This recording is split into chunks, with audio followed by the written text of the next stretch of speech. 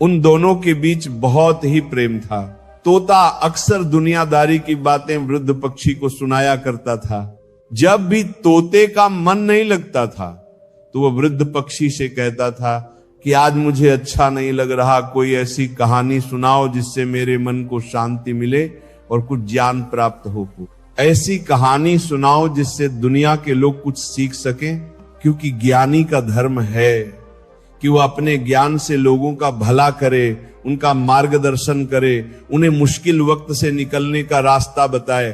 तब वृद्ध पक्षी कहती है, हे तोता, मैं तुम्हें बहुत अच्छी कहानी सुनाती हूं। ये कहानी लोगों की गरीबी मिटा देगी, लोगों को धनवान बना देगी। तुम इस कहानी को तो छिपकली बन के आना, इसी मकान में रेंगना, पक्का आपका अंतिम फाइनल आपका चिंतन होता है। आपका चिंतन वही बनेगा जो जीवन भर आपने किया, उसके परिणाम में बंधु बांधव आकर घेर लेते और मनाने लगते हैं कि अब जल्दी मर जाए, भगवान उठा लें इसे। मृत्यु पाश के वशीभूत महान कष्ट को भोगता हुआ अपने परिवार का चिंतन करता है। वो मूड ये भी नहीं सोच पा रहा कि अगर अंतिम समय कृष्ण बोल दूं, राधा बोल दूं तो काम बन जाए। कुटुंब का भरण पोषण और मोह में लगा हुआ यमराज के दूत आते हैं, मार मार के उसके प्राणों को खींचते हैं। वो तो मार वही जानता है जिस पे पड़ती है, पर सोचता कौन है? विवेक है नहीं, इसलिए सोच काम नहीं करती है। जैसे कोई घोर अपराधी को सिपाही बांधकर ले जाते हैं, उसी प्रकार रस्सी में बांधकर बलात् उसको यमलोक की लंबी यात्रा कराती है। रास्ते में पिटाई, घुड़कियां, उसे प्यास लगती, पानी नहीं दिया जाता, तपती हुई भूमि पर चलाया जाता है। कुत्ते नोचते हैं, व्याकुल हो उठता है, भूख प्यास उसे बेचैन कर दी। पर यहां किसी की भूख नहीं मिटाई तो तुम्हें रास्ते में भोजन नहीं मिलेगा। यहां कभी किसी को पानी नहीं पिलाया तो एक बूंद पानी नहीं मिलेगा तुम्हें। यह कर्म भूमि है। दावानल जैसी दहकती हुई भूमि पर उसे चलाया जाता है। तप्त बालुका में मार्ग में जब एक पग भी आगे बढ़ने की सामर्थ्य नहीं होती, मूर्छा जाती है, मार मार के उसे चेतना में लाते हैं यमदूत, फिर घसीटते हैं। महान दुख में अंधेरे मार्ग से अत्यंत क्रूर यमदूत उसे यमपुरी को ले जाते हैं। कितना मार्ग? 99,000 योजन मृत्यु लोक से। यह ऐसे नहीं कि कोई गप लिखी हुई है, नहीं नहीं। अब जैसे तिहाड़ जेल है, अब जानते नहीं तो क्या जानोगे? कहां तिहाड़ जेल? जाओ देखो जाके। आजीवन कारावास, कैसे बड़े कठोर कठोर, जैसा अपराधी वैसा दंड विधान। यहां थोड़ी दया है क्योंकि हृदय है, वहां हृदय नहीं है। वहां हृदयहीन शासक तुम्हारे पीछे लगाए जाएंगे। हृदय ही नहीं है, बस एक एक कर्म का हिसाब। जो हमने पढ़ा था पहली बार तो होश उड़ गए थे। जो यहां दूसरे का मांस खाते हैं ना, कोलू में पेरे जाते हैं। कोलू जैसे गन्ना नहीं पेरा जाता, लगा दिया, कोलू में पेरे जा रहे। मरना है नहीं, सोचो कितना कष्ट। फिर इसके बाद समसी से मांस नोच कर उसे खवाया जाता। होश में हो जाओ। 99,000 योजन का मृत्यु लोक से यमलोक का मार्ग है, लिखा हो 99,000। एक योजन का मतलब 4 कोश। 99,000 योजन। इतने लंबे मार्ग को 2 या 3 मुहूर्त में तय करना, दौड़ा के 2 या 3 मुहूर्त, बहुत कम समय। फिर वहां पहले से तय, इसको इस नरक में डालो, इसको इस नरक में। वहां इतना समय, थोड़ी भीड़ लगी है। जैसे अपने एक फोड़ा हुआ तो अपने इतने कष्ट समझते, अस्पताल जाओ देखो चीख लगी, किसी पैर टूटा, किसी कुछ, ऐसे ही वहां सब हिसाब हो रहा है। उसको धधकती हुई लकड़ियों में जलाया जाता है, कहीं दूसरों के द्वारा काट काट कर उसको उसका ही मांस खिलाया जाता है। यमपुरी के कुत्तों के भयानक दांत होते हैं, जिंदा, अब मरना है नहीं। वहां भयानक गिद्धों के द्वारा आंतें खींची जाती है। यहां सांप, बिच्छू, डांस जिसको मारा है वहां भयंकर रूप रखकर उसका खून पीते हैं। हिसाब है बहुत होश में। यहां तुम किसी के शरीर को काट दो तो मर जाएगा, वहां ऐसा नहीं होता। वहां बार बार काटा जाएगा, मरोगे नहीं, पीड़ा वैसे ही होगी। बड़े भयानक कष्टों को भोगता है। तामिस्त अंध तामिस्त रौरव आदि नरकों को भोगता है। हे माता, भगवान कपिल देव जी कहते हैं, जो पुण्य आत्मा लोग होते हैं स्वर्ग आदि में जाकर पुण्य भोगते हैं, लेकिन दोनों को फिर गिरना होता है, क्योंकि वो भगवान का भजन नहीं किए हैं। इसलिए पुण्य भोग कर मृत्यु लोक आते हैं, वो पाप भोग कर नरक से मृत्यु लोक आते हैं। माता जब उनके भोग संपन्न होते हैं नरक आदि के, अब वो जन्म लेते हैं। फिर यहां ध्यान से सुनना, जब जीव को मनुष्य शरीर में जन्म लेना होता है तो प्रकृति में वर्षा के साथ आता है। प्रकृति में वर्षा के साथ आया और फसल में मूली गाजर गेहूं अन्न इनमें वो जीव प्रवेश करता है और उसे माता पिता दोनों पाते हैं। तो सप्तम धातु वीर के रूप में परिणित होता है जीव। वो वीर कण के रूप में माता के उदर में जब प्रवेश करता है तो एक रात्रि में मां का और पिता का दोनों का वो जो वीर मिलता है, उस रज और वीर के मिलने से एक कलल सा बनता है। 5 रात्रि व्यतीत होने के बाद एक बुदबुदा सा बनता है। 10 रात्रि व्यतीत होने के बाद एक बेर की सी आकृति होती है। फिर उसके बाद उसमें धीरे धीरे मांसपेशियां बढ़ने लगती हैं। 1 महीने में उसके सिर निकल आता है। 2 महीने में हाथ पांव अंगों का विभाग होता है। 3रे महीने में नख रोम अस्थि चर्म स्त्री पुरुष के चिन्ह प्रकट हो जाते हैं। 4 महीने में मांसादि 7 धातुएं प्रकट हो जाती है। 5वें महीने में चेतना जागृत हो जाती है। जैसे अपने चेतना, ऐसे 5वें महीने में गर्भस्थ शिशु की चेतना जागृत हो गई। जीव है पर चेतना 5 महीने बाद मां के गर्भ में जागृत। अब उसे भूख लगती है, प्यास लगती है, वहां की तापमयी जलन पीड़ा, छोटे छोटे कीड़ों के द्वारा काटना। 6ठे मास में झिल्ली से लपटा हुआ मां की दाहिनी कोख में कीड़े की तरह तड़पता है।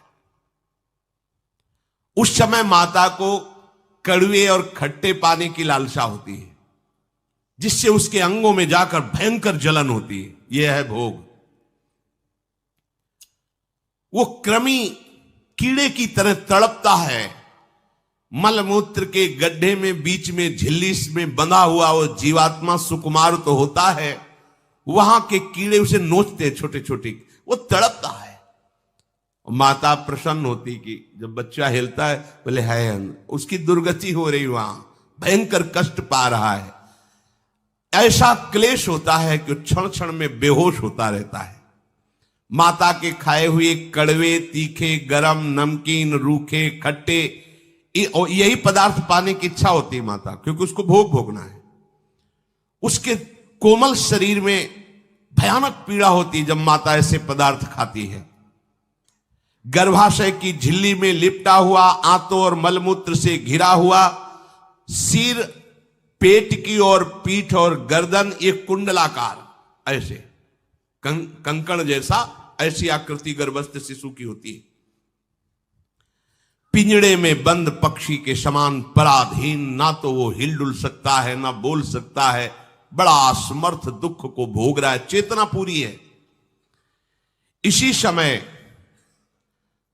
भगवान द्रवित होकर उसे ज्ञान देते हैं, गर्भस्थ शिशु को, सबको।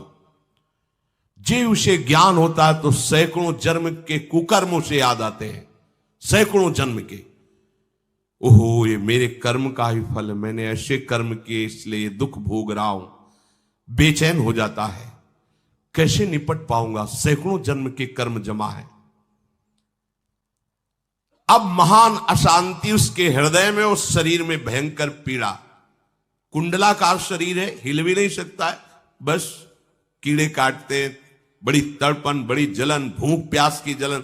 अब एक और भयानक जलन हुई, उसे स्मरण हो जाता है कई जन्मों के, सैकड़ों जन्मों के पाप कर्मों का।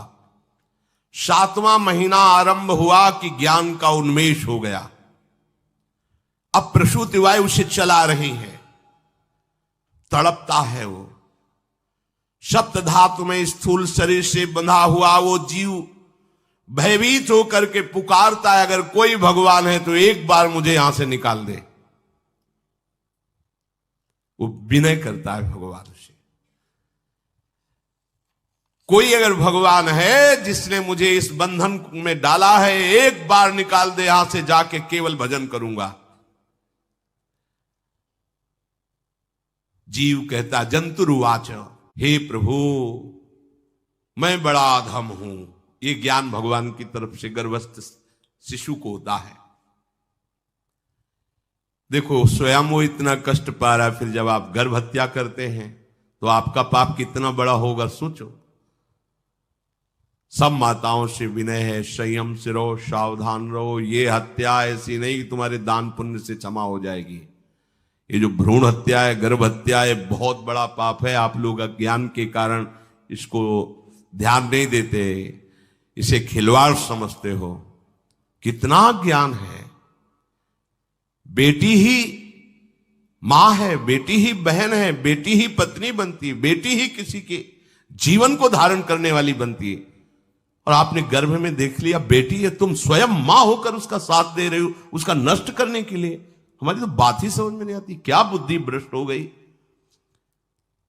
अगर पुरुष का इतना महत्व है तो बेटियां ना हो तो तुम्हारी कौन सी गति होगी, सोचो जरा। जीना मुश्किल हो जाएगा तुम्हारा। तुम पुरुष किस काम के रह जाओगे। तुम्हारा अर्धांग काट दिया जाए तो तुम कैसे होगे। ये स्त्री स्वरूप अर्धांग है। जिस घर में एक मां बहन नहीं है, स्त्री स्वरूप नहीं, श्मशान जैसा वो होता है। ध्यान दीजिए, ये बहुत बड़ी गलती है जो अपनी बेटियों की हत्या करते हैं।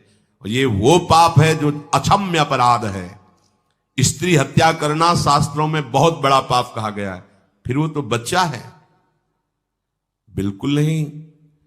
जिनसे हो गया है, श्रीमद् भागवत का सप्ताह मूल संस्कृत से सुनो और भगवान से प्रायश्चित प्रार्थना करो कि हे नाथ, भूल से गलती हो गई, दूसरा कोई उपाय नहीं। ध्यान से समझ लीजिए, तुम्हारे भ्रूण हत्या, गर्भ हत्या के पाप को नष्ट करने में एकमात्र श्रीमद् भागवत समर्थ है, दूसरा कोई नहीं। कोई दान पुण्य तीर्थ स्नान तुम्हें क्षमा नहीं कर पाएगा। यह ऐसा महापाप है। अगर हृदय में जलन करके और मूल संस्कृत के द्वारा पूरी 7 दिन में भागवत श्रवण की जाए नियम से, तो भागवत समर्थ है, इस हत्या के पाप से भी आपको मुक्त कर देगी।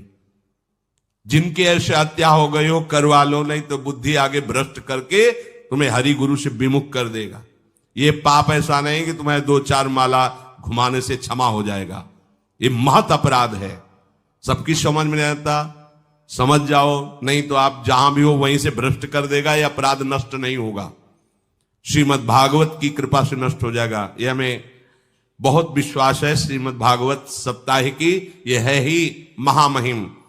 प्रेत योनि को प्राप्त धुंधकारी को सीधे भगवत पार्षद स्वरूप देकर परम पद में आरूढ़ कर दिया। केवल 7 दिन की मूल संस्कृत एक भी श्लोक नहीं छूटना चाहिए। अगर सप्ताहिकी का पारायण हो तो इस भ्रूण हत्या, गर्भ हत्या से भी निवृत्ति मिल जाए। अब वो जीव भगवान को पुकारता है, मैं बड़ा नीच अधम हूं। आहा, भगवान आपने जो मुझे गति दिखाई है तो मेरे कर्म के अनुसार ही है, आपका इसमें कोई दोष नहीं। हम लोग जब कष्ट भोगते तो भगवान से कहते हैं हमने तुम्हारा क्या बिगाड़ा। भगवान ने नहीं बिगाड़ा, तू खुद देख क्या बिगाड़ लिया अपना। करो पाप आचरण। अब देखो, हमने तो जीवन में कोई पाप नहीं किया और कितने गर्भ हत्या की है, कितनी खिलवाड़ समझे हो। ये बिल्कुल भयावह चीज है। आप लोगों को नहीं, हम बार बार इसीलिए कह रहे कि भयावह वस्तु है, तुम्हें बहुत ऊंचाई से घसीट के भ्रष्ट कर देगी। बहुत होश में हो, भूल के कभी ऐसा न करना जहां तक हमारी आवाज पहुंचे, जहां तक सुनाई दे। गर्भ हत्या मत करना, संयम से रहो। इस तरह का व्यवहार मत करो कि तुम्हारा मनुष्य जन्म ही व्यर्थ चला जाए। इसमें तीनों को बराबर दंड मिलेगा। गर्भ हत्या कराने वाला, गर्भ हत्या की प्रेरणा देने वाला और गर्भ हत्या में सहयोग देने वाला, जो औषधि डॉक्टर या जो भी, तीनों को दुर्गति होगी। माता, पिता, प्रेरक और कर्ता।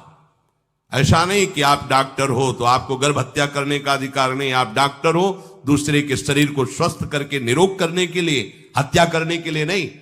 कोई भी हमारा संविधान ऐसा आदेश नहीं करता कि आप गर्भ हत्या कर दो। ना भागवतिक और ना भारतीय संविधान ऐसा संविधान आदेश नहीं करता। अब वो जीव कह रहा है कि प्रभु मेरे योग्य ही है आपने जो मुझे दंड दिया है। मैंने सुना है कि आपकी शरण में जो आता है आप उसकी रक्षा कर लेते हैं। आपकी जो शरण में हो जाता है वो इस भूमि पर, भारत भूमि पर, विश्व पर निर्भय विचरण करता है। कोई उसे भय नहीं प्रदान कर सकता। प्रभु मैं इस माता के उदर में माया का रहस्य न जानने के कारण ऐसे कर्म किए कि मैं आ गया हूं, बहुत दुख पा रहा हूं।